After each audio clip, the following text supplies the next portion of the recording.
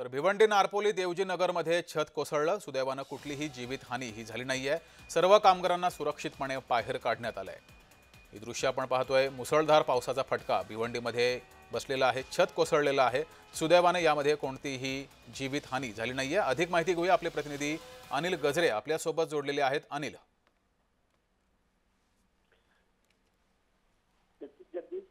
सकाळपासून भिवंडीमध्ये मुसळधार पाऊस चालू होता। तर नारपोली परिसरामध्ये A1 मार्बलचे एक जे दुकान होतं याचं छत कोसळल्यानंतर खाली 4 ते 5 कामगार काम करत होते।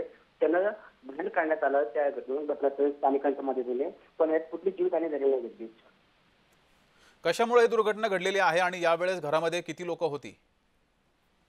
नाही, जगदीशचे घर नव्हतं, हे A1 एक मार्बलचं दुकान होतं, एक छत होतं, पत्र्याची शेड होती आणि ते वादळी वारा पाऊस चालू असताना त्या काही ठिकाणचा भाग कोसळला, त्यास पूर्ण छप्पराच्या खाली पडले होते। आजूबाजूला घरं होती का? आजूबाजूची परिसर हा कसा होता? याचा फटका आजूबाजूच्या परिसराला बसलाय का? नाही जगदीश, आजूबाजूचं घर नव्हतं।